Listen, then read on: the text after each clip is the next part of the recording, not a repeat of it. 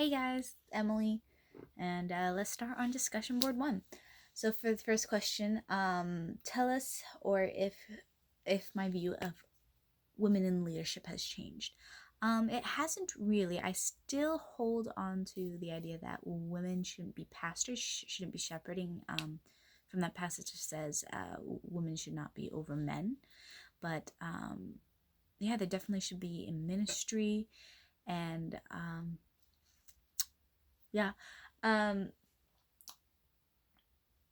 have I ever doubted my leadership until I was a leader? Yeah, I have.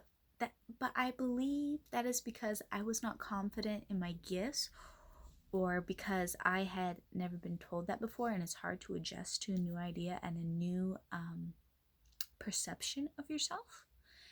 Uh, also, and also, leadership is kind of a for me is kind of scary because that is responsibility. Kind of like how God says, the fathers of the house are going to be held accountable at the great throne. They're going to be held accountable for how they led their family, and whether it was in the way of God or not. And that is a very frightful thing because everything is on your shoulders. So in a way, I guess I kind of put leadership up here, and it's more of a gritty thing, that a gritty process than I probably have the perspective I have in my mind. So with the leadership with Alexa, so I'm gonna jump straight down to the riddle. I got the answer right because I heard that when I was a kid, and it was just, kids were into riddles and play on words and stuff, um, and it's just funny. But I'm not quite sure if people didn't get it right because they had a predisposition about men being surgeons and doctors. Part of it, we do have a little bit of that, but the whole point of a riddle is to lead someone this way in their mind, but the answer is lead someone this way in their mind, but the answer is over here. So the question already assumes that the surgeon is a man. So that's the whole part of riddles is to deceive. So I'm not quite sure that proves the point that women are not allowed to lead. But I have a riddle for y'all. This riddle is usually kids are usually the only ones who get this right, and adults usually get it wrong. So let's see if I remember it. What is greater than God, more evil than the devil? The rich have no need of it, the poor have it, and if you eat it, you die. If you're curious about the answer, just type in the discussion board and ask for the answer, or put in your guesses, and I'll tell you if you're right or wrong. Probably could look it up if you really wanted to know. But anyways, also the TED Talk speakers talked about how women are in a lot of fear about leadership, and also I believe that's just because of the natural gifts that God has given us, not just maybe partially about society, but also the gifts that God has given us. You know, before society and safe cities, well, semi-safe cities, were developed, the man had to protect the home, and the woman had to care for the home and keep it organized and make sure they had everything they needed. And the woman was her heart was to protect the children, and we would use that fear for survival.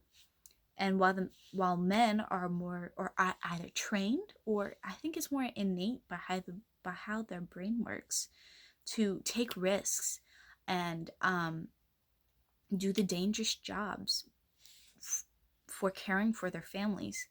And also, I believe she also brought the setup, but like women, we try to make sure we're 100% ready for the job, 100% qualified for the job before we before we apply. And men are like, oh, I'm 50% compatible, just go for it and see if I get it. And there's a gifting with that.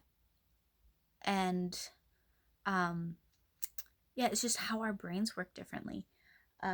Also, and men are more willing to barter for their paycheck, while women are more likely to accept what they're offered. And also, I believe if gender or sex is not equal in a certain position, it does not mean that there's equal opportunity. Because women's brains tend to be more social and they prefer social working, teaching, caregiving, and men have the more analytical brain usually. Everyone's different, but men have the more analytical brain and risk taking. So just because there are less women CEOs, I mean, like, sometimes it's because the women didn't take the chance, or because they came from um, a low income, a poor family, and didn't get the chance to who worked really hard and didn't get the chance to get that high up. Yeah, or decided to settle down and have a family. But there are barriers, but I honestly, there are more barriers in the Middle East, in Africa, in Asia. There are way more barriers there than we have here. Our lives are so blessed here. Like, only 50%, just over, maybe just under 50% of women in the world know how to read. And that's because literacy is not allowed in Africa, or some tribes, or in the Middle East. Women are not allowed to have education. So we are so blessed to have what we have. And yeah, that's my perspective on anything. Hope you look back and ask about the riddle. And yeah, thanks for listening, and I can't wait to hear all your perspectives.